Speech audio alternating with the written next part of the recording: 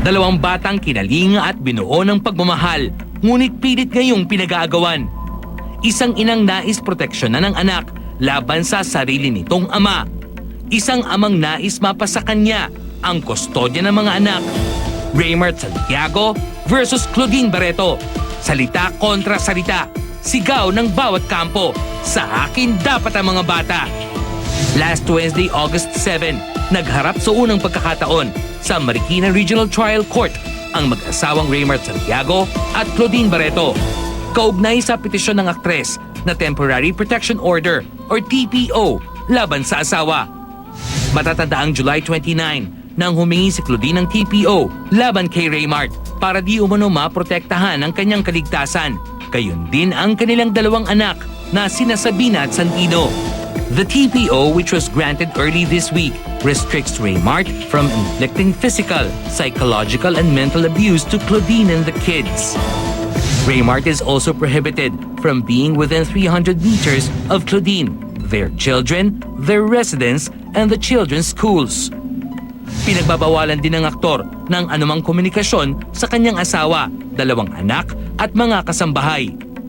Kasabay rin ito ang gag order ng korte na nagbabawal sa parehong kampo na magsalita tungkol sa issue.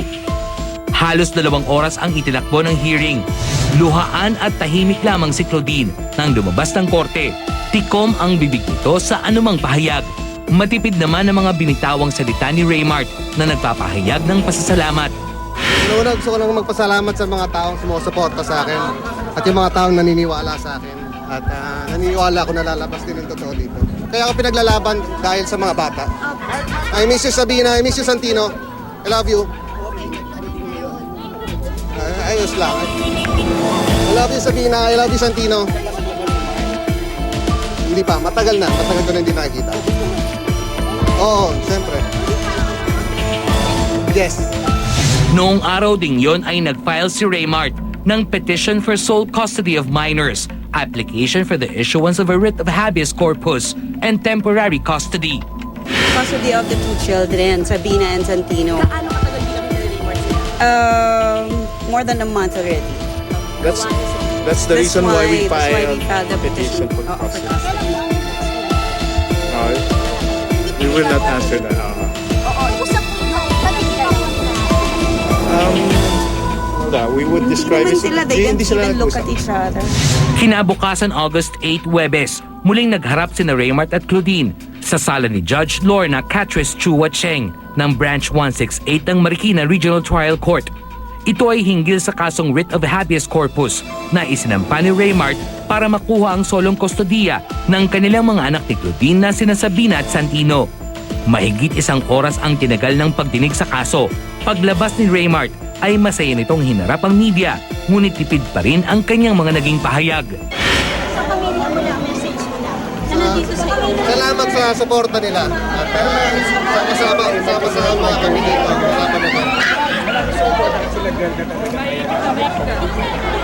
Hindi mo pwede magsalita. Oo naman. Paglabas ni Claudine ay sinalubong ito agad ng media. Pilit namang nakikiusap ang aktres na wag nang kunan ng video ang kanyang dalawang anak.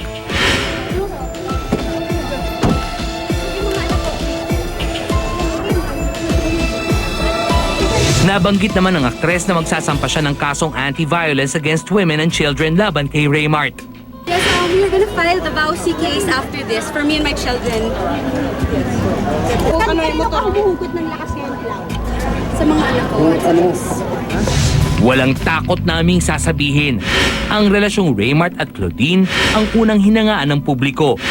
Ngunit sa paglipas ng panahon, unti-unting nabuwag ang ilusyon na ang relasyong ito ay perpekto.